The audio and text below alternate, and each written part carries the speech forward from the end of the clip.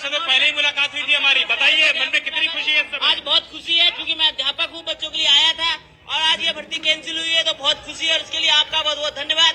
आपने मेरी खबर को प्रमुखता से दिखाया था, जो साक्ष्य मैंने आपको दिए थे आपने उन तक सरकार को पहुंचाने का काम किया था। आपने 20 तारीख को ही उसको बढ़िया से वो किया था, इसके लिए मैं आपका आभार व्यक्त करता हूँ। इंडिया टीवी को जो बातें आपने बताई वो बातें चली और उसके बाद सरकार ने संज्ञान लिया। बिल्कुल सर, आपको मैंने बातें बताई थी, 20 तारीख को आपने वो इंटरव्यू चलाया और उसका संज्ञान लिया गया। मैं आपका बहुत आभार व्यक्त करता हूँ और सब छात्रों की तरफ से इंडिया टीवी का भी लोग धन्यवाद कर रहे हैं, मुख्यमंत्री योगी आदित्यनाथ को भी धन्यवाद दे रहे हैं, क्योंकि सभी का मानना है कि इतनी जल्दी ये फैसला हो जाएगा। सोचा था आपने?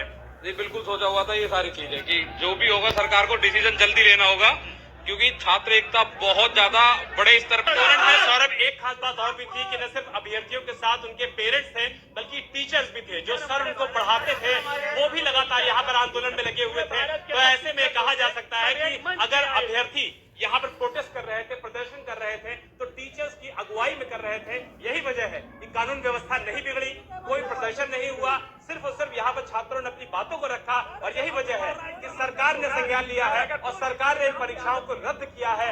6 महीने के अंदर परीक्षाएं दोबारा होंगी और ये तमाम स्टूडेंट इंडिया टीवी का धन्यवाद भी कर रहे हैं, मुख्यमंत्री योगी आदित्यनाथ का धन्यवाद कर रहे हैं कि उन्हें उम्मीद थी कि जल्द से जल्द ये सारी चीजें फिर से होंगी।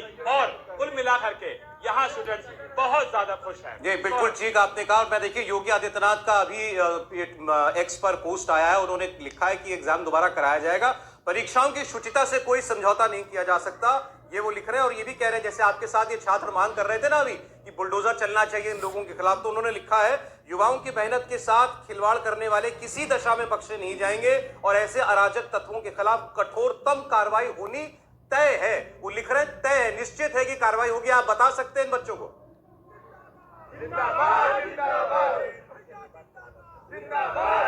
सौरभ, इस समय स्टूडेंट्स हमारे साथ बहुत सारे मौजूद हैं और सभी स्टूडेंट्स की यही मांग है, जिसका जिक्र सरकार के प्रेस नोट में किया गया है कि जो लोग ने भी इस परीक्षा की शुचिता को प्रभावित किया है, खराब किया है, पर्चा लीक किया है, तो उनके खिलाफ कठोरतम कार्रवाई की जाएगी। एक सर भी हमारे साथ मौजूद है, वो भी कुछ बताना चाह रहे थे इसी मुद्दे को लेकर के। जी बताइए, कैसी कार्रवाई होनी चाहिए? सर, कार्रवाई तो कठोरतम होनी चाहिए, जो कोई भी जरूरत ना करे। उसके साथ साथ मैं सरकार से निवेदन करता हूँ कि अगली बार जब भी एग्जाम हो, चाहे हमारा छोटा भाई हो या हमारी बहन हो, सब किसी को भी होम डिस्ट्रिक्ट में सेंटर ना दे सरकार। जब होम डिस्ट्रिक्ट में उनका पोस्टिंग नहीं हो सकती है तो कहीं भी भेज दो, 300 किलोमीटर से पहले सेंटर देने ही नहीं है, चाहे वो कोई भी भाई हो बहन हो, सब चले जाएंगे, किसी को कोई दिक्कत नहीं होगी। सर आप बताइए, कहाँ से आए हैं, क्या नाम है आपका?